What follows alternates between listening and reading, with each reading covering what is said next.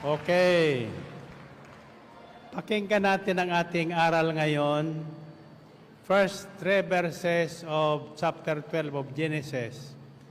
Sinabi ni Yahweh kay Abram, lisanin mo ang iyong bayan, ang tahanan ng iyong ama at mga kamag-anak, at pumunta ka sa bayang ituturo ko sa iyo. Pararamihin ko ang iyong mga anak at apo at gagawin kong isang malaking bansa. Pagpapalain kita at mababantog ang iyong pangalan at magiging pagpapala ka sa marami. Ang sayo'y magpala ay aking pagpapalain. Ngunit kapag sinumpa ka, sila'y aking susumpain. Ang lahat ng mga bansa, pihong ako'y hihimukin, na tulad mong pinagpala, sila ay pagpapalain din.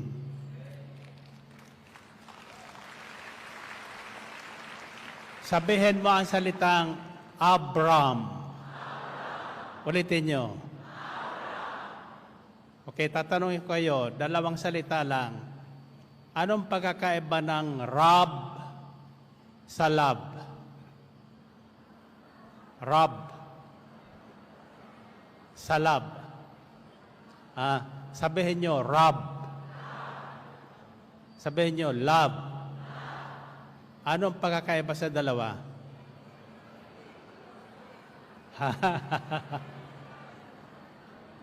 Ano, spelling? Hindi. Walang pagkakaibang iba ang isa. Sa Japan, sasabihin sa iyo, I love you. Pero ang ibig sabihin yon, I love you. Sabihin nyo, Rab. Sabihin nyo, love. Ngayon, habang sinasabi nyo, ano ang nararamdaman nyo? Anong pagkakaiba ng dalawa? Sa pronunciation. Pag sinabi mo Rab, ang dila mo ay gumagalaw. Sabi nyo, Rab. Abram. Ulitin nyo, Abram. Ayan ang pangalan ni Abraham bago siya tawagin ng Panginoon. Kaya ang bawat tinatawag ng Panginoon ay binabago ang pangalan. Ngayon, tatawagin natin ang lahat ng nakikinig ngayon, Abraham. Say it loud. Ulitin nyo.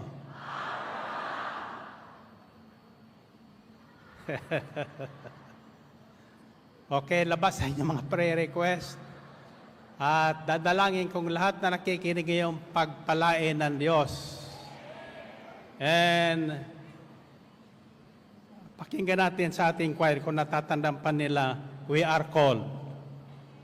Kaya tayo naririto sapagkat tayo itinawag. We are called, Maestro.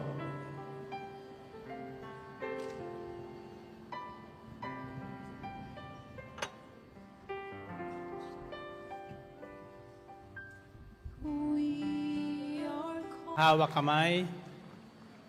Sa bilang kong tatlong ulit yung sasabihin, Abraham, Abraham, Abraham ako. Ulit yun nga.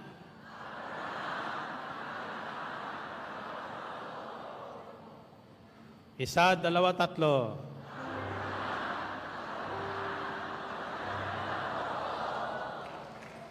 Okay, purihin ang Panginoon. You may be seated.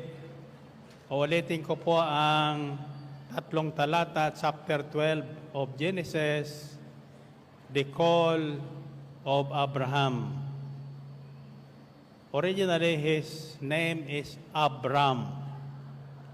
The Lord had said to Abram, "Leave your country, your people, your father's household, and go to the land I will show you. I will make you into a great nation, and I will bless you."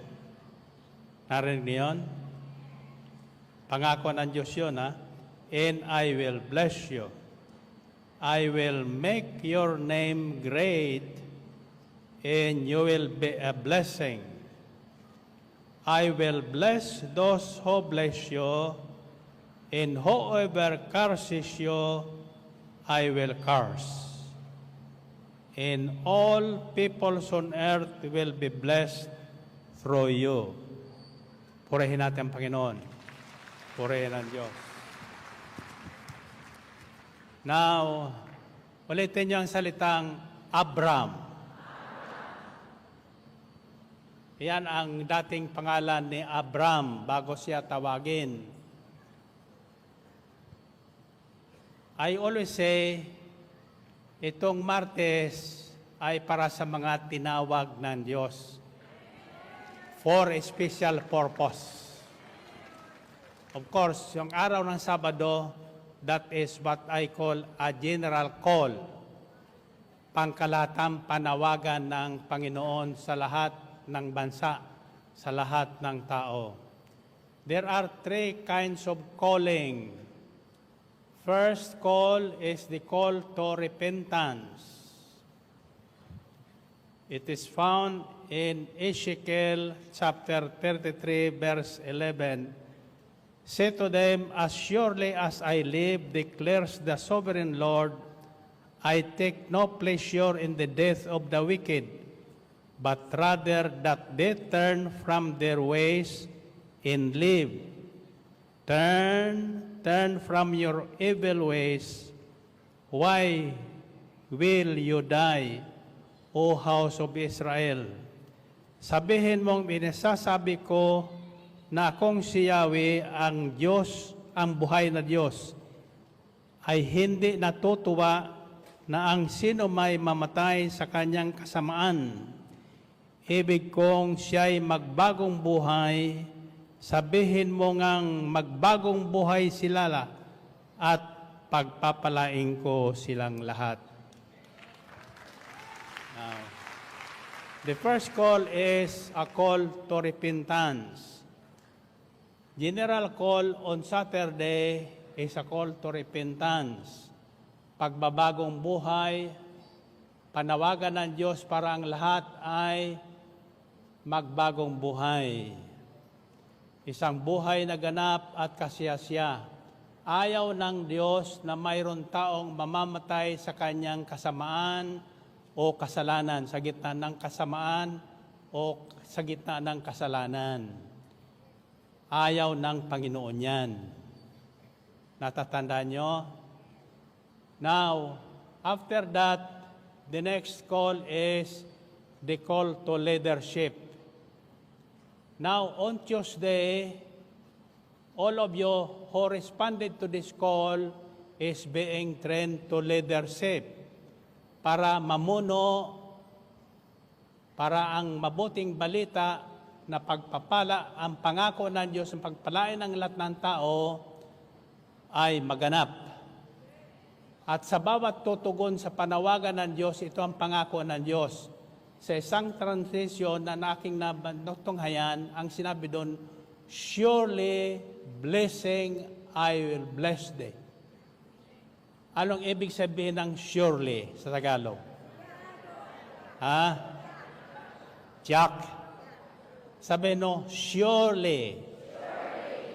Ulitin nyo. Now, sa lahat nakikinig, ito pa ang tandaan nyo. Mayroon po kong tinutulungan ngayon na hindi ko babanggitin ang pangalan sapagkat ako'y naniniwalang tinawag sa ng Diyos na para maglingkod sa Kanya habang siya'y nabubuhay. Hindi po dahilan, gagamitin ng dahilan ang pagkakasakit.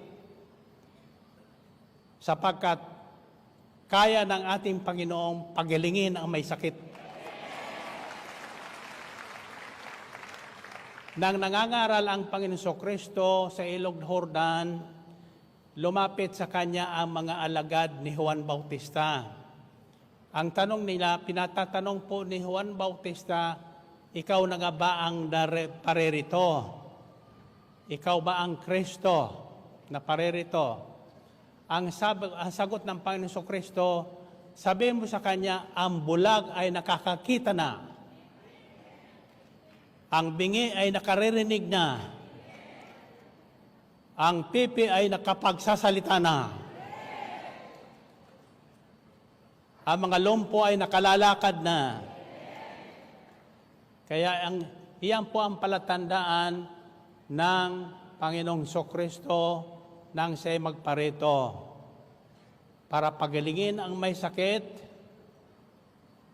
makapagsalita ang mga utal, at ako'y naniniwalang hindi pa tayo tapos sa panawagan ng Diyos. Huwag natin nagagamiting dahilan ang ating panghihina ng tuhod. Kaya may nagtatanong sa akin, Brother Mike, kailan ka magre-retire? Gusto nyo mag-retire ako? Sa kaharian ng Diyos, walang retirement.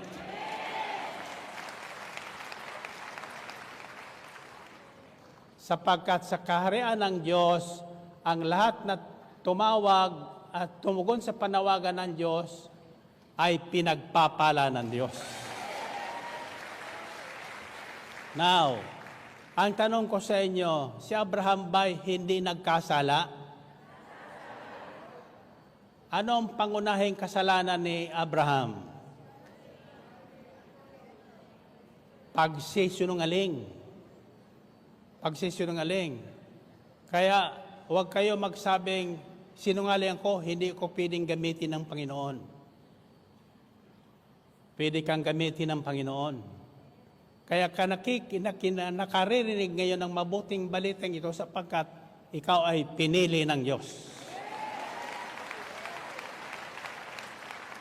Hindi lang tinawag, kundi pinili ka pa ng Diyos.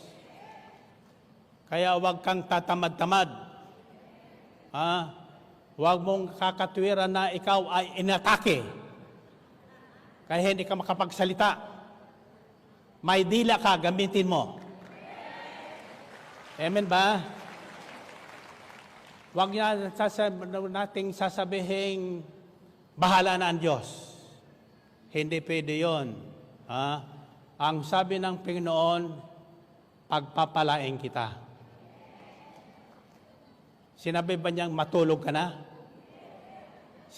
Sinabi ba niyang manatili ka sa wheelchair? Hindi. Pili mo yun. Pero ang pinili ng Diyos, mabuhay kang malusog, habang ikaw ay nabubuhay, ipahayag mo ang salita ng Diyos. Nang tawagin si Moses ng Panginoon, ano ang reklamo niya? Ang sabi niya, bakit ako? Bakit ako? Si Aaron na yung kapatid ko, magaling mangbula yun. Ako utal, hindi ako makapagsalita. Ang sabi ng Diyos sa kanya, sino ba ang may likha ng dila mo? Ang sabi ni Moses, kayo po, o itutuwid ko ang dila mo. Ilabas mo ang dila mo. Labas mo ang dila mo. Hindi ko sinabing, maka, ilabas mo lang dila mo. Tapos paikutin mo ang dila mo. Sabi mo, la la la la la la la la la. La la la la la la la. Ulitin nyo.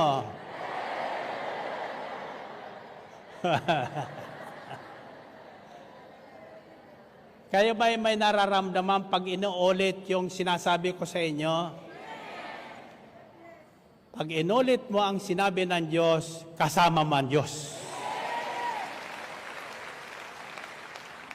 Ngayon, habang tinutunghayan ko yung istoryang ito ni Abraham, for the first time, narinig ko ang isang lalaking pinuri ang kanyang may bahay.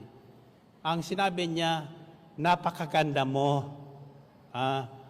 Baka pag-intensyonan ka ng mga Ehipsyo, pag sinabi mong asawa mo ko, papatayin ako. Dahil kukunin ka sa akin. Kaya sabihin mo sa kanila, kapatid lang kita. Hindi mo ko asawa. Now, bilang kapatid, siyempre, nagustuhan ng paraon si Sarai. Maganda talaga. Lahat na tinatawag ng Diyos, maganda. Tatandaan niyo yan. Kaya huwag mong sasabihin, pangit ka. Huwag mong sasabihin, utal ka. Sundin mo lang ang sinasabi ng Diyos. Ulitin mo ng ulitin, makapagsasalita ka. May kasabihan, if there is a will, there is a way. Kung ibig mo, may paraan. Kung ayaw mo na maglingkod, marami kang dahilan. Ito ang sasabihin ko sa iyo, tinawag ka ng Panginoon sa sirpupunan pa ng iyong ina para siya ipahayag mo habang ikaw ay nabubuhay. Amen pa? At pahabain pa ang buhay mo. Sinong gustong umabot ng 120? Ikaw, ayaw mong abutin 120?